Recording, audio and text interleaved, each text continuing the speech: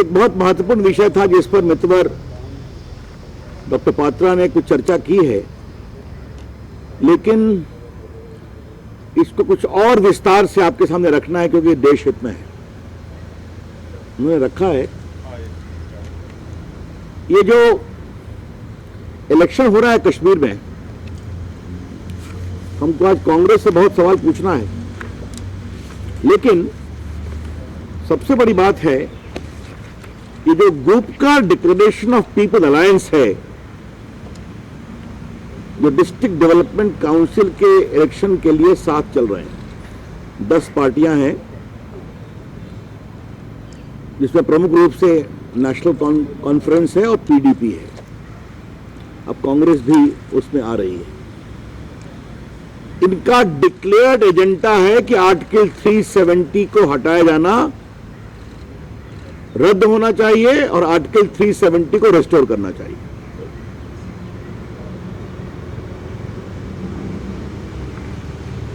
और कुछ तो इस सीमा तक चले गए कि आर्टिकल 370 को रेस्टोर करने के लिए हमें चीन का भी हेल्प लेना पड़े तो हम लेंगे। फारूक अब्दुल्ला, इसलिए मैं स्टेटमेंट लेकर के बैठा हूं। Mister Farooq Abdullah has no compunction in seeking the support of China for restoration of article 370। और महबूबा मुफ्ती जी का स्टेटमेंट है, won't hoist first tricolour unless JNK flag is restored. ये महबूबा जी का स्टेटमेंट है।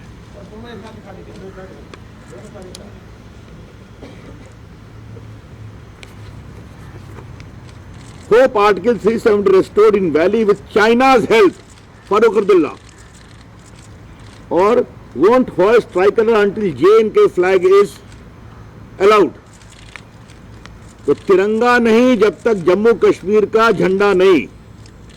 और धारा 370 को पुनः स्थापित करने के लिए हम चीन का भी सहयोग लेंगे।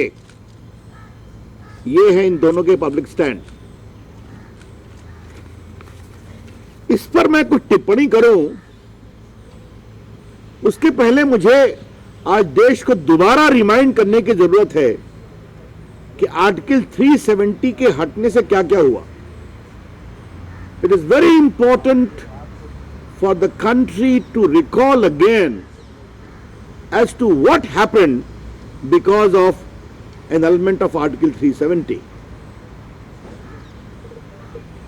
और देखिए, ये पूरा ऑफिशियल गजट मेरे पास है जो आर्टिकल 370 को हटाने का जो पास हुआ था बिल। और आज मैं देश को स्मरण करना चाहता हूं कि इसमें एक टेबल 1 था, 5th शेड्यूल, और उसमें क्या लिखा हुआ था? Central laws made applicable to the Union Territory of Jammu and Kashmir and UT of Ladakh। जो सेंट्रल लॉ को हमने अप्लाई किया था, ये मैं आपसे पढ़ना चाहता हूं। बेनामी ट्रांजैक्शन प्रोहिबिशन एक्ट, जो लोग करप्शन करके अपनी जमीन दूसरे के नाम पर रखते हैं। डाउरी प्रोहिबिशन एक्ट, दहेज लेने को मना करने का कानून। और तीसरा देखिए, Employment of manual scavengers and construction of dry latrine prohibition act, जो शौच को माथे पर लेकर चलते हैं उसको भारत में बैन किया गया। यह कानून भी नहीं लागू था जम्मू एंड कश्मीर में, और वहां पर हमारे सफाई मजदूर को यह मजबूरी में करना पड़ता था। इसको बैन किया था। अब आप देखिए, juvenile justice care protection act, बच्चों के लिए। Muslim women protection of rights on divorce act 1986, prevention of corruption act 1988, the price cheat and money circulation scheme banning act, Ponzi scheme, उसको भी बैन किया था। Prohibition of child marriage act, protection of children from sexual offence act 2012, Protection of Human Rights Act, schedule caste, schedule tribe atrocity act 1989 वगैरह वगैरह, ये सभी कानून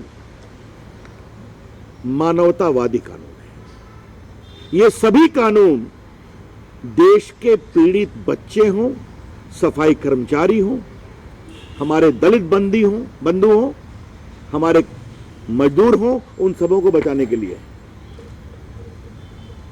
मेरा पहला सवाल यह है गुपकार डिक्लेरेशन के लोगों से कि जब आप आर्टिकल 370 को हटाने की मांग करते हैं तो आप चाहते हैं कि ये सारे कानून कश्मीर में नहीं लगे। आप चाहते हैं कि प्रिवेंशन ऑफ करप्शन एक्ट नहीं लगे, ताकि कश्मीर के नेता जो भ्रष्टाचार करते हैं वो चलता रहे। आपको मालूम है ना कि कश्मीर में रिजर्वेशन का लाभ SC/ST को गंभीरता से नहीं मिलता। आपको मालूम है कि कश्मीर में मंडल कमीशन का भी बेनिफिट वहां के पिछड़ों, अति पिछड़ों को नहीं मिलता। और देश को यह जानना जरूरी है कि कश्मीर में बड़ी संख्या में SC हैं, ST हैं, मल्लाह जाति के लोग हैं। मैं गया हूं कश्मीर में, मैंने काम किया है। ये जो पूरा डल्ले के आसपास बड़ी संख्या में हमारे निषाद भाइयों का वहां संख्या रहती है, जो गुज्जर हैं, जो बकरवाल हैं, इनको कोई लाभ नहीं मिलता। तो क्या इन सबों को दोबारा इस लाभ से छीनने की कवायद हो रही है क्या? The BJP would like to know that when the Gupkar Declaration Alliance talks of restoration of Article 370, they simply mean that these laws should have no application for the poor, deprived people of Jammu and Kashmir. Reply to it first.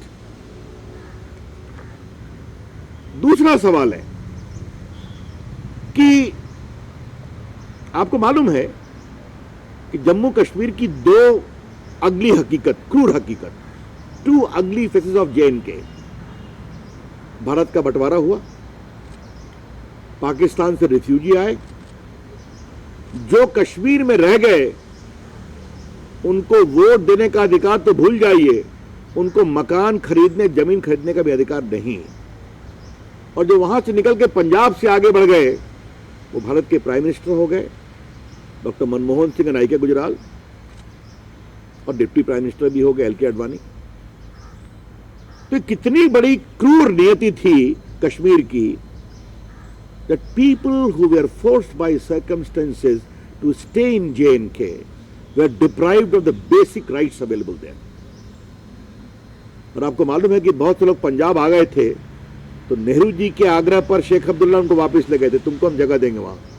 मैं उन कैंपों में खुद गया हूं और वो 1950 के ही आकार में रहते थे। जब भी देने की बात होती थी लोग विरोध करते थे।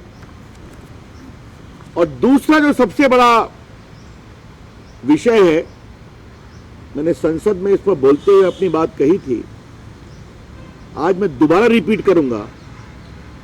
जम्मू कश्मीर की एक क्रूर हकीकत है कि अगर जम्मू कश्मीर की एक मुस्लिम बेटी भी किसी दिल्ली या पंजाब के मुसलमान नौजवान से शादी करती थी तो अपने सारे संपत्ति के अधिकार से महरूम हो जाती थी।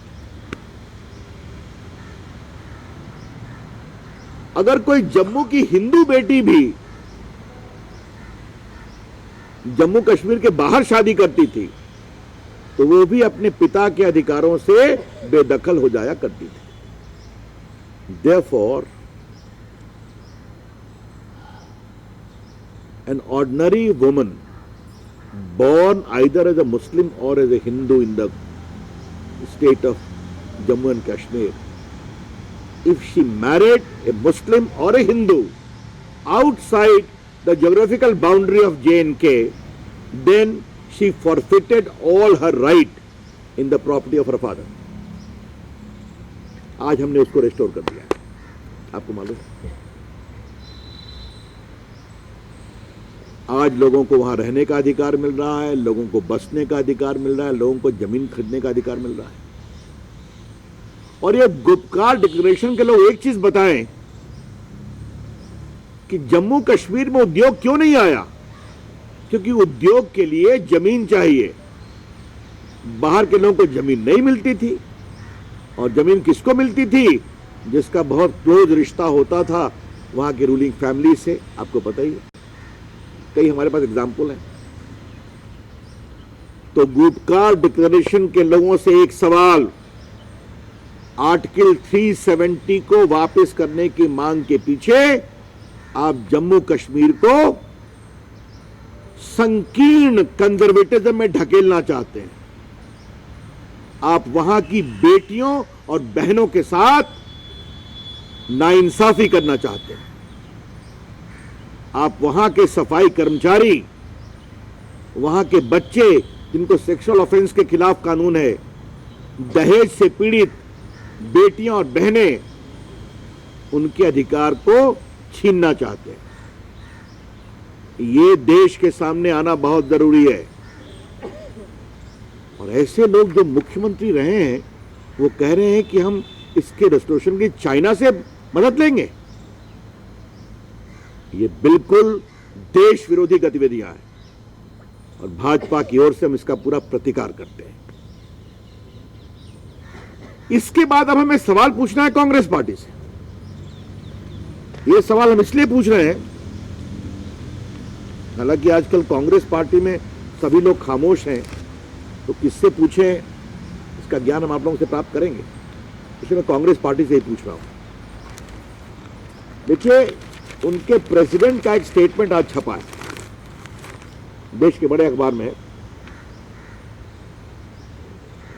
PCC president Ghulam Ahmad Mir, who was at Farouk's residence on Sunday, reiterated Congress commitment to the PAGD, that means Progressive Alliance Against for Gupkar Declaration नहीं हुआ, which many had doubted until the party participated in its first meeting of the alliance last week.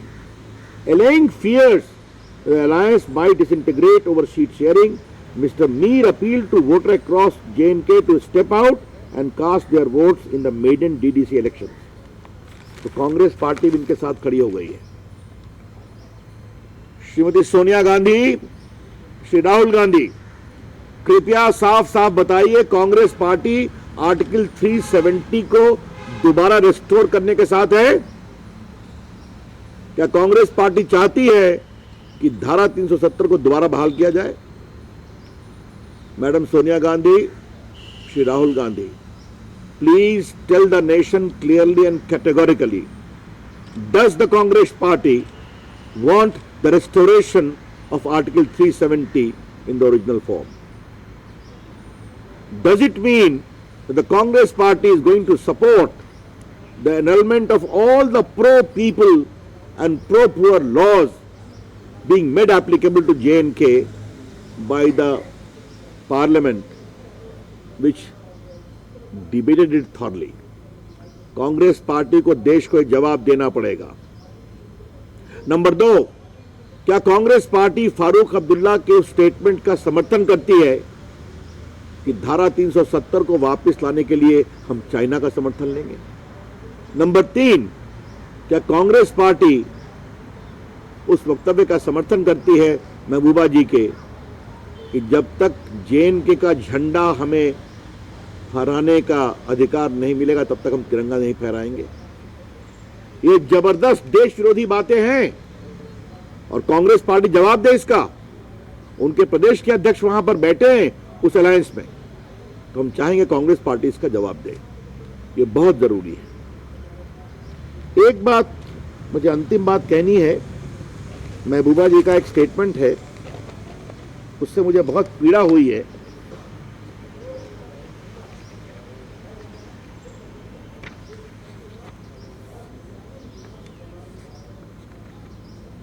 मैं उनका statement पढ़ रहा हूं। उनका statement है ये 24 अक्टूबर।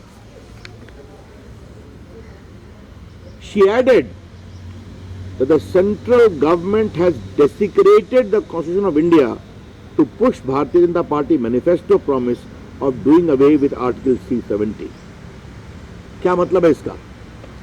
संसद में दोनों सदनों में बहसें हुई, संविधान का संशोधन हुआ, उसमें कश्मीर की पार्टियों ने भी पार्टिसिपेट किया, प्रॉपर कॉन्स्टिट्यूशनल पार्लियामेंट्री प्रोसेस से हुआ, और उसको कहना कि संविधान के साथ मजाक किया जा रहा है, इसका क्या मतलब है भाई? ये कौन सी सोच है ये? हम इसकी पूरी भर्त्सना करते हैं।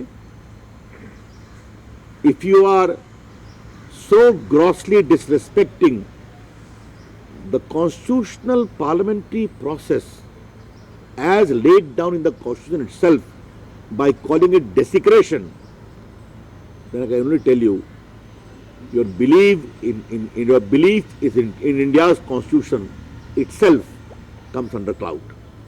ये बात हम जरूर कहना चाहेंगे।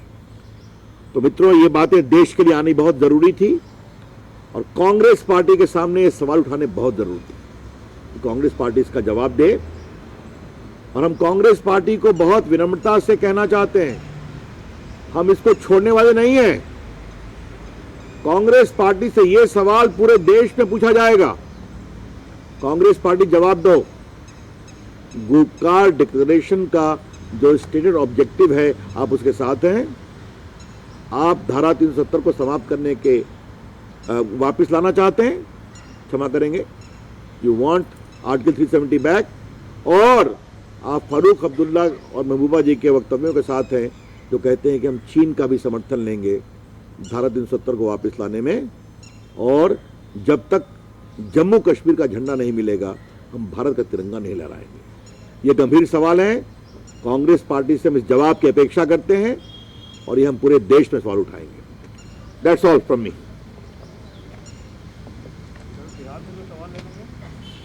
पहले देश की बात तो करें। Any other question? सर एक सवाल पूछूं मैं? आप अगर जिस तरह से आपने राहुल गांधी पर आरोप लगाया, लेकिन चुनाव लड़ना, किसके साथ लड़ना, तो ये सभी पार्टियों का अपना अधिकार होता है। उस पर आप लोग एतराज क्यों, अगर फारूक अब्दुल्ला या पीडीपी का चुनाव लड़ रहे थे? ऐसा है, कांग्रेस पार्टी किसके साथ इलेक्शन लड़े उनका अधिकार है, लेकिन कांग्रेस पार्टी पर मुद्दों का तो सवाल हम करेंगे ना। वो धारा 370 को वापस लाने की बात कर रहे हैं, मैंने बताया आपसे उसके इम्प्लीकेशंस क्या होंगे, आप मैंने इतना विस्तार से समझाया है, इसलिए उनको जवाब देना है, और उनके दोनों नेताओं की जो टिप्पणी है उसका भी जवाब देना है।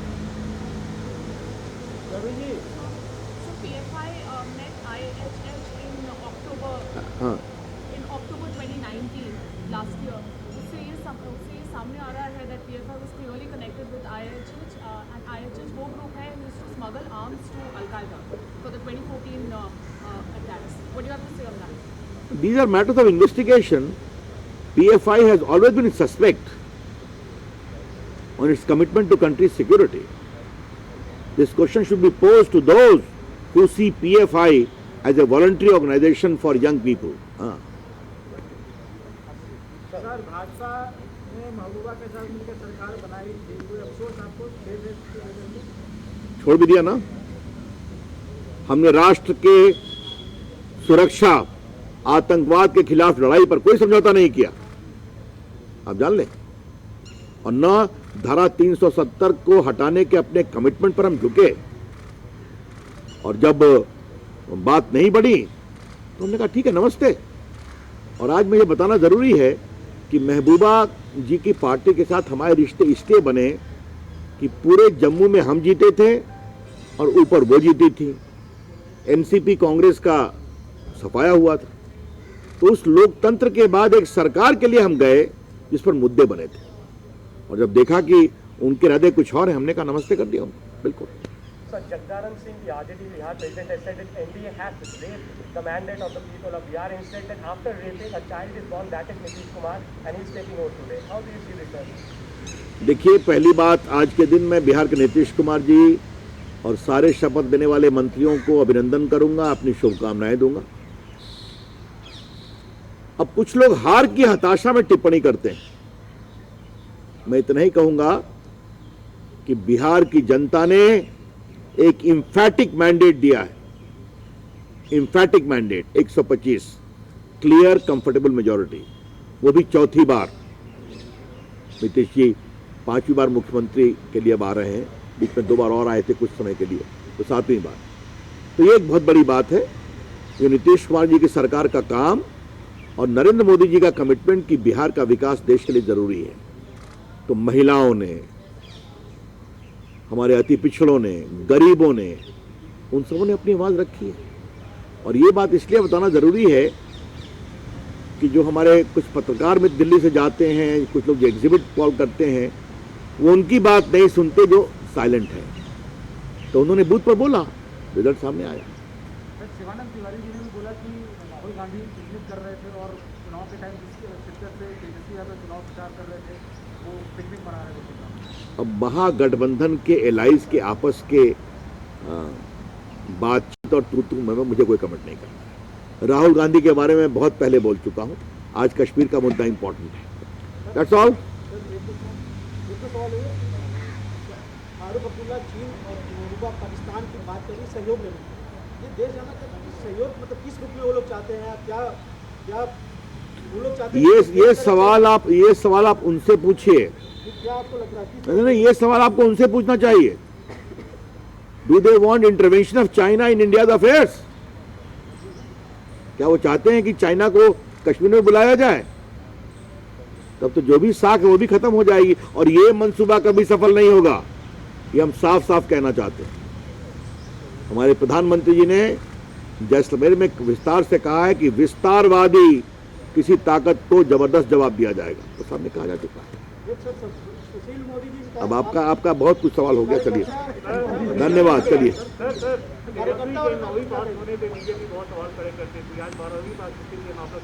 ऐसा है, आज के दिन सबों को शुभकामना देने दीजिए, मंत्री और मुख्यमंत्रियों को। धन्यवाद। चलिए।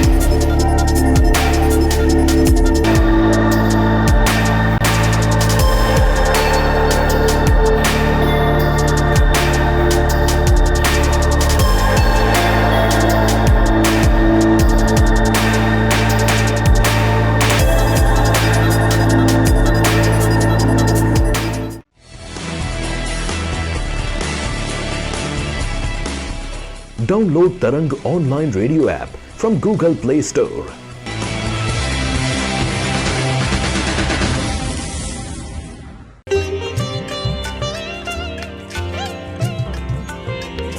You are listening to Tarang Devotional Online Radio.